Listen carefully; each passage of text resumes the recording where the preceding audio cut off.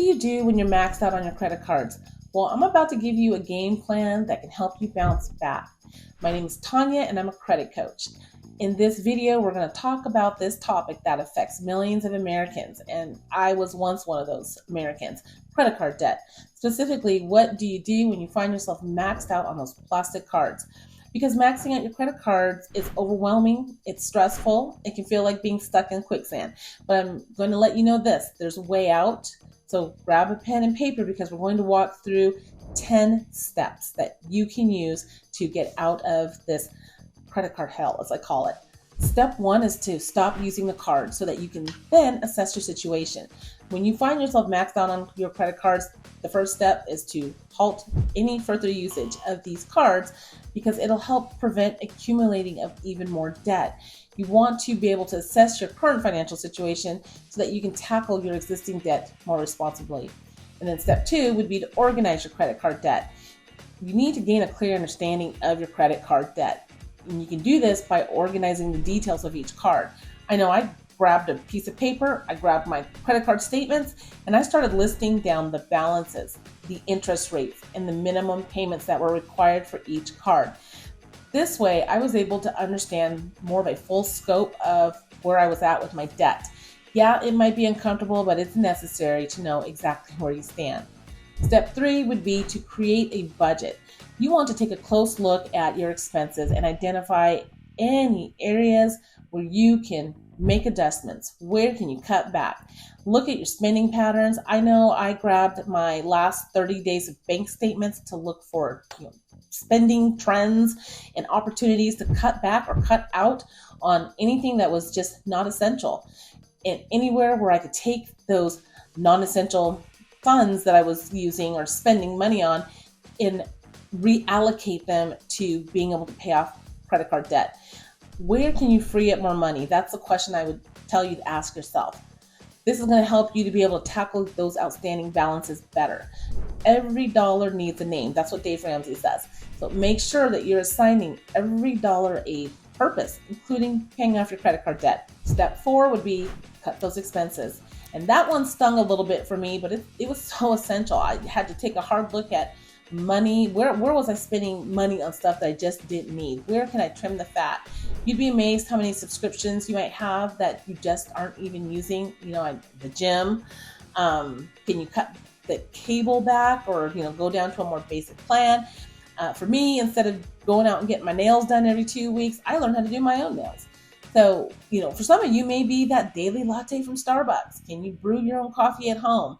Put that money towards your debt. Being able to reduce these unnecessary spending is an effective way to not only free up funds for credit card payments, but then being able to evaluate your spending habits and identify even more areas where you can cut back.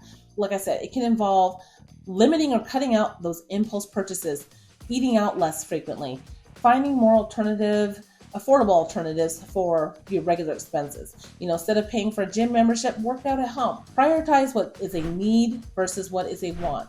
What is essential versus what is non-essential. The goal here is to avoid accumulating more debt. These small adjustments in your daily spending are going to make a big difference when it comes to your financial situation over time. Sometimes cutting expenses isn't enough. You may need to find ways to increase your income, whether it's picking up a side hustle. For me, it was selling items that I no longer needed or asking for a raise at work. Every extra dollar that you can earn can help chip away at that mountain of debt. Step number 5, you need to attack the debt. Now that you have a budget in place and you're cutting expenses, it's time to tackle that debt, and I mean head on. There are 2 methods for paying off debt. There's this debt snowball, which is what I use, and then there's a debt avalanche. So with the debt snowball method, you're going to start by paying off your smallest debt first while you're making minimum payments on all the others. And then once you get that smallest debt paid off, take that payment that you were making and apply it to the next debt plus the minimum payment for that next debt. And you're going to pay off the next debt and then kind of repeat the cycle. The nice thing with the debt snowball method, if you're a quick win person like myself, you'll gain a quick win when you're paying off that smallest debt first. And there's just psychologically, it's motivating. You can also do the debt avalanche method, which focuses on paying off debts with the highest interest rates first. by tackling the highest interest debt, you're going to save money on interest in the long run. And while this method may take longer to see results, it can save you more money in the end. Guys, either method, it's all about building momentum and gaining confidence as you start to see these debts disappearing one by one. So step 6 is to perhaps research balance transfer cards. So a balance transfer credit card will allow you to transfer your existing credit card balances to a new card with a lower or 0% introductory interest rate for a specific period, usually about 6 to 18 months. When you do this, you're going to reduce the interest that's accumulating on your debt, and that's going to save you money and just lower your payments. Key is to find the right balance transfer card, and that's going to mean doing some research, comparing various factors like the length of the introductory period, transfer fees, ongoing interest rates even after the promotional period ends, and any additional perks or rewards offered. Step number 7, evaluate a debt consolidation loan. Now, this is another avenue that you can take, and this means that you're going to take out a new loan to pay off multiple existing debts, combining them into one single monthly payment, ideally with a lower interest rate. This consolidation, it really can simplify your finances by merging multiple payments into one, and it can reduce the overall interest you pay over time. Now, that's the route that I ended up going. And while it was nice to have one payment, you have to be careful if you go this route not to spend and rack up debt on your credit cards, because it defeats the whole purpose. Because now not only would you have a loan that you're paying back, but you've racked up your credit card debt again, and now you're making these high payments on your credit cards, and you're right back to square one plus the consolidation loan that you have. So discipline is really, really required when you have a consolidation loan. And when you're comparing these types of loans, look at the interest rates, the loan terms, the fees, and eligibility requirements from each lender. You want to be able to determine if the loan's going to offer a lower interest rate than your current debts, and will the monthly payments align with your budget.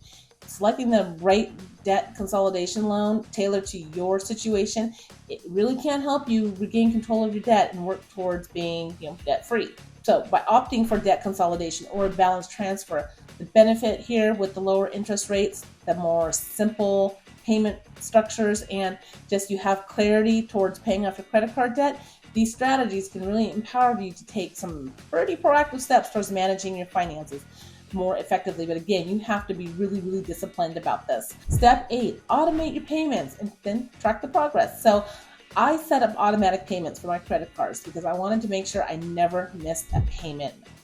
I didn't want that on my credit report, because we know what happens when you get a late payment. It hurts your credit score. So by automating your payments, you not only can avoid late fees and penalties, but that in itself will help you save money, and you're protecting your credit score. And then by tracking your progress, it's going to help you to stay motivated and on target with your repayment plan. So monitor your payments, observe your debt decrease over time, and you're going to feel a sense of accomplishment that's going to just keep you moving forward. And then step number 9, stay motivated. Paying off debt, it's not a sprint, it's a marathon. It's important to just stay motivated and stay focused on your overall goal, which is to become debt-free. You want to be able to celebrate your wins along the way, whether it's paying off a credit card or reaching some savings milestone. And then step 10, seek support. Don't be afraid to ask for help if you need it. Whether it's reaching out to a financial advisor for guidance or finding support from friends and family, that's what I did. You don't have to go through this journey alone. As a matter of fact, if you see the link in my bio, it will take you to a new support group that I have on an app that's called Circle.co. In there, you're going to be able to gain valuable insights into credit repair, budgeting, becoming debt-free, and just overall improving your financial health. Again, debt management, it's key to being able to overcome these financial challenges, but you have to take the necessary steps to address these maxed out credit cards. And if you can do so, then you're on your way towards a healthier financial future. So stay focused, stay determined, and take charge of your finances. Let's start this today. You've got this.